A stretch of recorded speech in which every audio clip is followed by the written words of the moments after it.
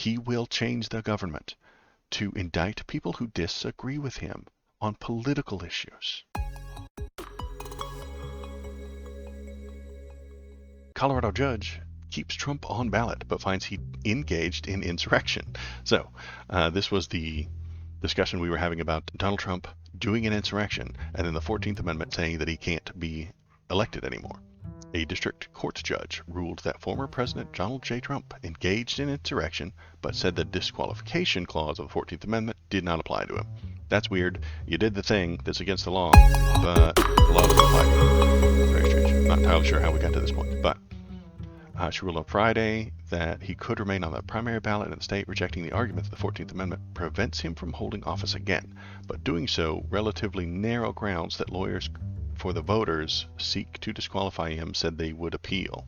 Okay, so they're going to try again. With his actions before and during Jan 6th, Sarah B. Wallace ruled Mr. Trump engaged in insurrection against the Constitution, an offense that Section 3 of the 14th Amendment, which was ratified deems disqualifying for people who previously took an oath to support the Constitution. But, here's the but Wallace, a state district court judge in Denver, concluded that Section 3 did not include the presidential oath in that category. It's the most important oath. Why would you not include the most important one? The clause does not explicitly name the presidency, so that question hinged on whether the president was included in the category officer of the United States. Good God. We've got one very, very tiny little loophole, is that nobody wrote down the word, the president is an officer of the United States. Because the absence of the president from the list of positions to which the amendment applies, combined with the fact that Section 3 specifies that the disqualifying oath is one to support the Constitution, where the presidential oath is to preserve, protect, and defend the Constitution, it appears to the court that, for whatever reason, the drafters of Section 3 did not intend to include a person who was only taken the presidential oath. All right, fine.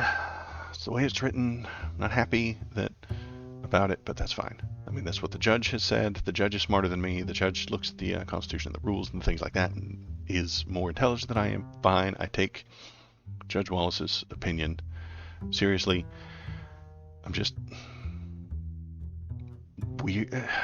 Our entire government was built on gentlemen's agreements and not directly what was written in the law. The gentlemen's agreements were, if one guy tried to overthrow it, we wouldn't vote for him again.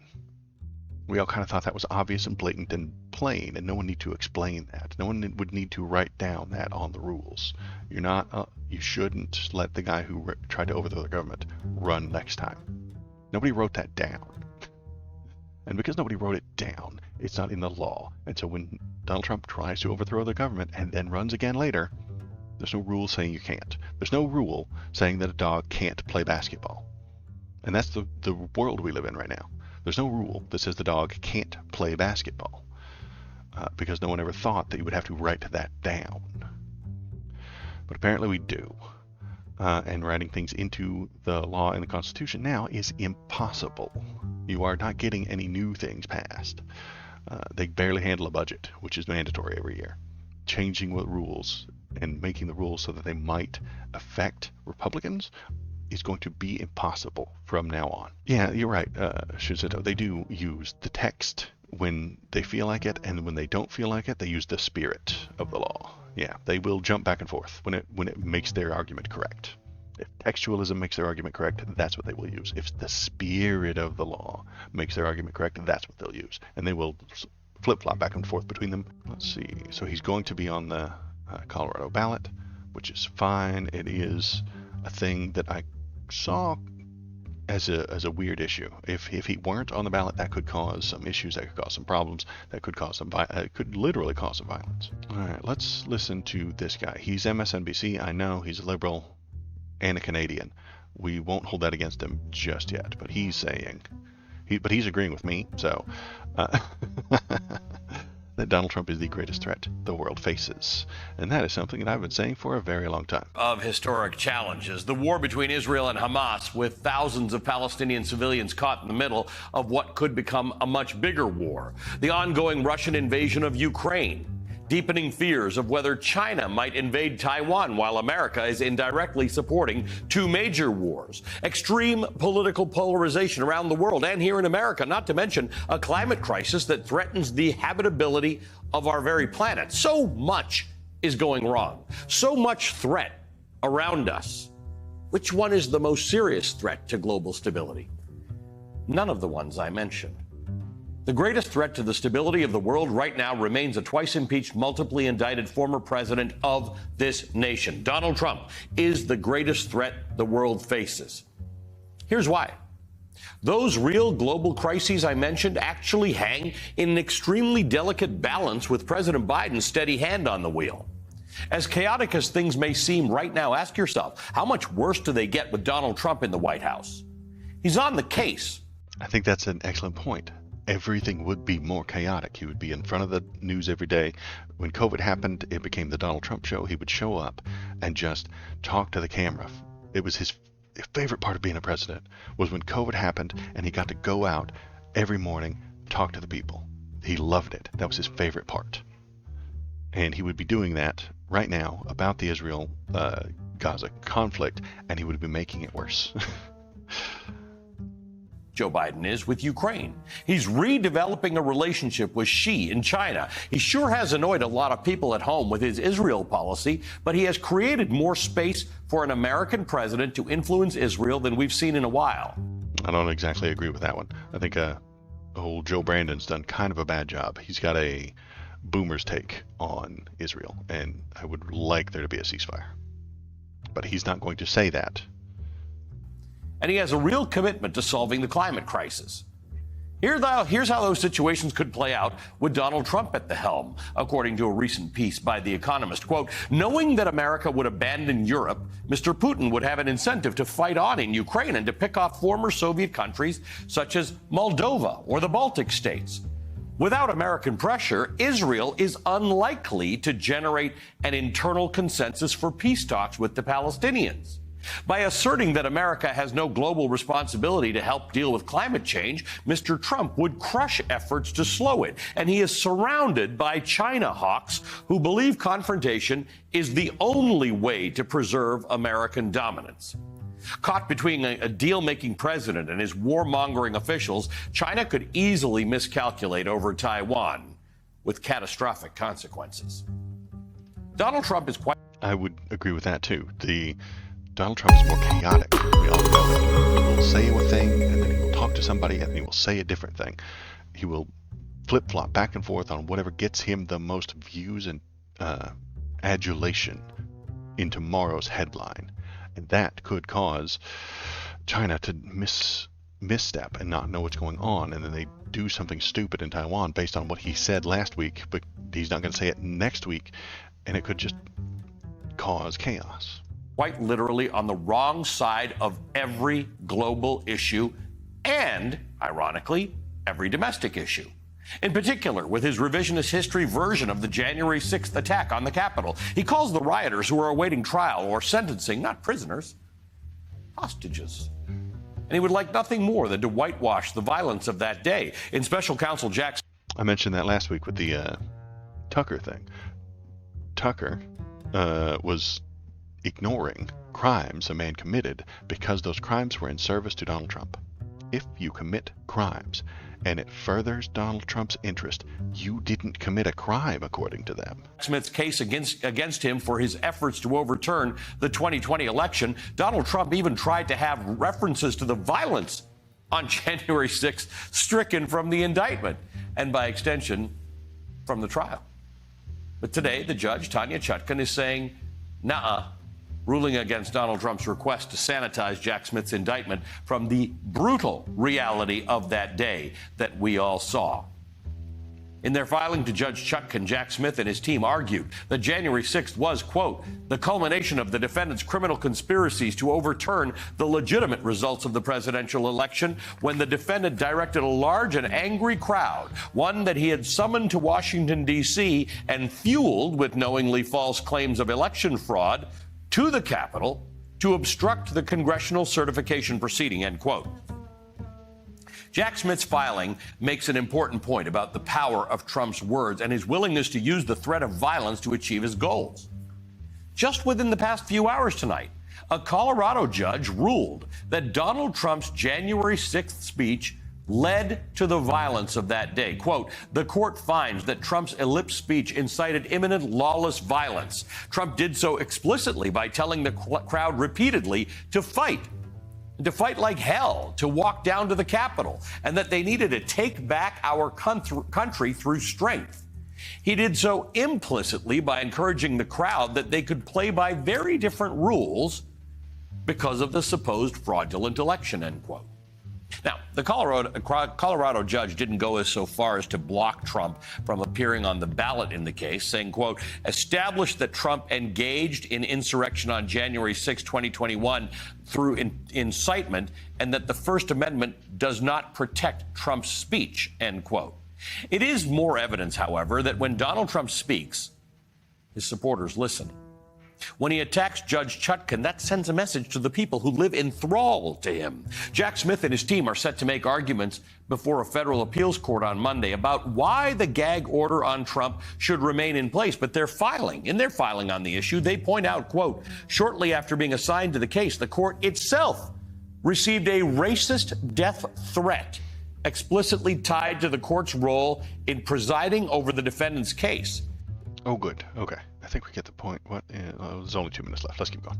With the caller stating, among other things, quote, if Trump doesn't get elected in 2024, we are coming to kill you. So tread lightly.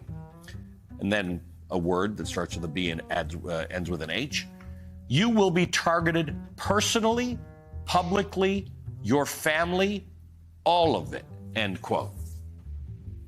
Just hours after Donald Trump's gag order in the New York civil fraud case was temporarily paused, he went right back to attacking the judge's clerk on social media, calling her politically biased and out of control, end quote.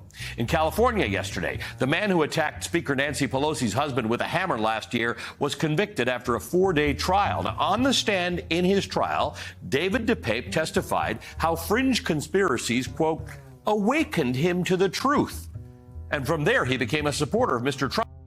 DePape was part of Gamergate. Oh my God, I had no idea. Gamergate awakened him to the truth. And from there, he became a supporter of Mr. Trump. Gamergate. It's still haunting us. Trump and a skeptic of mainstream media. And he came to believe in a vast conspiracy theory that liberal elites were promoting pedophilia and spreading lies about Mr. Trump, end quote. Donald Trump's messages, the ones he verbalizes and the ones he doesn't, are being received. Bear in mind, this is where things stand right now. It's November of 2023. Think about where we're headed in the next year. Trump's civil fraud trial, the one that we could see have him hit with a 9-figure fine and shatter his image as a business tycoon, that's wrapping up within the next few weeks. E. Jean Carroll's second defamation trial is set to begin in January. Shortly after that, jury selection will begin in Jack Smith's 2020 election case against him. The hush money case, it's set to begin next spring. The classified documents case is currently scheduled for May. And this afternoon in Atlanta, District Attorney Fani Willis told the judge she wants her case against Trump to begin on August the 5th, 2024, a date to which Trump and his legal team have already strenuously objected. Much more on that in a moment. All of this is going to be happening while Trump desperately campaigns next year to get back into the White House. My point is this. Do we expect Trump to be less or more crazy as all this pressure ramps up? Do we expect his most hardcore supporters on earth, too, to be less or more crazy as the threat of dear leader getting locked up grows? The walls are closing in, and a cornered Donald Trump is a threat that cannot be ignored. I think he's right. I know he's a liberal, but they can be right sometimes. It's going to get worse. It's going to get wilder, and we're going to watch it all and feel it all together. It's going to be great. So come by, we'll feel it all together, and we'll check it all out. On that same subject, we haven't changed subjects yet. This guy, this is the flavor of everything today. All over the news, our democracy hangs by a thread. Expert panel says a Trump victory in 2024 will end democracy. fight through the trauma and exhaustion our panel urges, 24 election could be the end of the American experiment. Now this one is just filled with opinions that a lot of these people have that are very similar to that video we just watched. But there is one comment that I saw and I really liked it.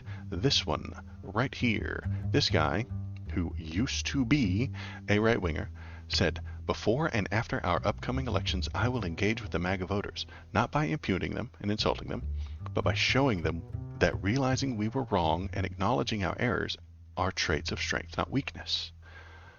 I think this is an important thing. I like this. The issue that I have with most MAGA voters is that they will not be moved by facts and logic. They feel a certain way, and if you use facts to disrupt their feelings or tell them that the facts don't match their feelings, they will get angry, they will double down, they will dig in. They don't use the scientific method quite the same way other people do. They don't use the scientific method to look at the new evidence and come to a different conclusion. No. They look for evidence that backs up their already arrived at conclusion. So, if you arrived at the conclusion that Joe Biden cheated during the 2020 election, you will go and look for that evidence. And people on the internet who are grifters, who want to get a click, make a couple of dollars, will give you that evidence. They'll just fabricate it out of nothing. And that is where we are. That is the misinformation age that we are part of. Shinsinto says, moral of the story, if you ever find yourself in legal hot water, declare your candidacy for president. They can't prosecute you because it's your political hit job. Absolutely correct. To them, self-reflection or updating opinions is considered weakness. Right. They don't think that that's a good thing to do. Sticking to their guns, they are strengthened. They are not flip-flopping, wishy-washy, weak-kneed, bleeding-heart liberals. No. They've found the truth. You should trust people who are seeking the truth. And you should doubt someone who says that they found it. Someone who says they found the absolute evidence that Joe Biden cheated during 2020, I'm going to doubt you. If you say I'm looking for the evidence that Joe Biden cheated during 2020, I'm going to trust you a little bit more. It's kind of already been sold, but it's already been solved. But stand your ground, even if it's in quicksand. That's right. And then they're going to be they're neck deep right now in that quicksand. Shinseto. They're neck deep.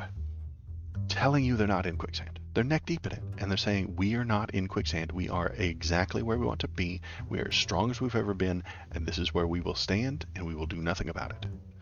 You are wrong. You are wrong, Waldo. You, the leftist, the liberal, this communist, are the one who is incorrect. But when I point out, hey, you're neck deep in quicksand, they get mad at me. Not to make the entire stream about the YouTube comments, but most of my comments are just people screaming at me that Joe Biden cheated. And it's not true. And then when I point out that it's not true, or I show them data or facts, they just call me names or yell at me about how it is true. Because they feel like it's true. They feel like it ought to be true. So that is the reality for them. Feelings, for conservatives, are reality. Yet they will tell you the opposite. They will, facts don't care about your feelings is their mantra slogan, but it's literally wrong. Yeah, I know. And I do that too. I make all kinds of accusations, but I have the idea of evidence, and I can link to the things, and I can go and find it. Their evidence is some YouTuber said it, and it made them feel good, so now they believe it forever. If a YouTuber says something and a conservative likes it, it's a fact. That's how it works. If you're a conservative, and a YouTuber tells you something that makes you feel good, it is now a fact. Doesn't matter if it's true, doesn't matter if it's real, doesn't matter if they made it up. It's now a fact. And then I have to hear about it in my comments, you know? Okay, so in this, keeping with the theme that we've got so far, I can't actually read this one because it's on the Washington Post. Fuck you, Washington Post, for being a sack of shit. If you let us see what you have down here, like, we would read it and be happy. But we're going to pirate it and go around it. Opinion. Trump says the quiet part out loud, he'll destroy democracy. So this lady is saying it as well. Here is a nice, wonderful person who has given us all the information. On his Univision appearance, Trump uttered a bone-chilling threat. If I happen to be president and I see somebody who's doing well and beating me very badly, I say, go down and indict them. They'll be out of business, Trump said. They'll be out of the election. So he's promising to indict people who get more support than him. He's promising to persecute his political enemies. This is a thing he complains that is happening to him. It's not.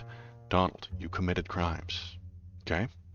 You have broken the law, and that has been investigated, and now you're going to trial for those infringements on the law. This isn't about your politics. It isn't about your positions. We can have a political discussion about those. They're wrong and stupid, but they're not illegal. The illegal things are the things you're being indicted for. He will change the government to indict people who disagree with him on political issues. That is not what's happened to him, but it's what he will make happen to everyone else. He's promising it. Conservatives, Donald Trump is promising to indict people who disagree with him politically. That's not what's happening to him. He says it is, but he's a liar. Why are you okay with this? Why do you feel the need to follow a guy who's promising to indict people, who's promising to use the power of the government against his political enemies? You said that that was wrong, and I agree, it is wrong. It's not happening to Donald Trump. That's not what Joe Biden is doing, but it is what Donald Trump is promising to do to everyone in the future. Conservatism has no principles. None. So what do we got? We got, so there's more. And Axios chimed in to the report, and Trump's allies are pre-screening the ideologies of thousands of potential foot soldiers as part of the unprecedented operation to centralize and expand his power at every level of the U.S. government if he wins at 24. This is the Project 25 book report that I've been doing. They are ideologically testing people before they put them into government jobs. That's not a good idea. Do we ideologically test people? Possibly. For the Supreme Court, kind of. Yeah, we're not supposed to. We're supposed to check their abilities, their merit, and stuff like that. But this is specifically, who did you vote for, and was it Donald Trump? If it wasn't, you're not going to get that government job. That's what it's coming down to. That's what they're promising to do. Mainstream news organizations are still failing, however, to convey the dire stakes of the nation that the nation faces in 2024 election. The Associated Press accurately reported on Trump's agenda: a mass deportation operation, a new Muslim ban, tariffs on all imported goods, and freedom cities built on federal land. Freedom cities built on federal. Well, I don't know what that is. But it quickly descended into a laughable understatement. His ideas and even the issues he focuses on most are wildly different from President Joe Biden's proposals. If implemented, Trump's plans would represent a dramatic government overhaul, arguably more consequential than that of his first term. Yes, authoritarianism and suspension of civil liberties would be different. All right. Though the AP presents radical ideas such as stripping our civil service protection, the report oddly omitted Trump's pledge to weaponize the Justice Department and become MAGA crowd's retribution. So the media is forgetting to write these things down, or assuming that it's just him blah blah blah blah blah blah blah. Just blah blah blah. Authoritarianism. We're just gonna do some authoritarianism, blah blah blah. Nothing important. Don't write that down. Don't write that down. Doesn't matter. That's not the important part. Whatever the reason for the long delay in focusing on the MAGA cult leader's frightful, unabashed vow to create an authoritarian state, responsible media outlets now have an obligation to blanket the airwaves with coverage of Trump's designs. There's no excuse to treat the two parties as equivalent or to not explain that Trump is a uniquely dangerous figure. Interviewers are obligated to grill Republicans about supporting an antagonist of basic democratic values. So that's why we just watched Ali Velshi on MSNBC, because he's doing that thing. He's doing what I've been doing for months. They are starting to catch up to where I am, which is great. The two parties are not equivalent. If anybody says to you, both sides are the same, they're wrong. One side is worse. One side is blatantly worse. One side is obviously worse. Anybody saying that both sides is the same, both sides, doesn't matter, they're all corrupt, is empowering the authoritarianism that Donald Trump will bring us. They're empowering it by not giving a damn. Donald Trump and his side are far worse than anything we've ever seen before. And the country will not look the same if he wins again. It will survive. I'm not going to be suggesting that we'll all die. Nah. It'll be ugly, and it'll be worse, and everybody's civil rights will go down. You will have less freedom than you had before. You will have fewer civil rights, assuming you're not a cis white guy like me. All my rights won't be changed, but I don't want it to be taken away from other people. You know, I'll survive. I can talk with a southern accent. I can pretend all day long. All day long, I can pretend that I always voted for Trump, and never. God, no, why would I ever vote for Joe Brandon, get out of here with that shit. You know, I can pretend. But there are other people who can't. I can pass for Republican. I'm passing Republican. But there are other people who aren't. And I don't want them to lose their civil rights, you see? Sometimes it's not all about yourself. Sometimes you have to think about others. Oh, hi. Thanks for watching all the way to the end of the video. The algorithm loves it when you watch it all the way to the end of the video. If you want to keep the algorithm happy, and I know you do, press the subscribe button, press the thumbs up button, leave a comment, tell me what you're thinking, tell me what you're feeling, and let's all keep that algorithm happy. Thanks. Have a good day.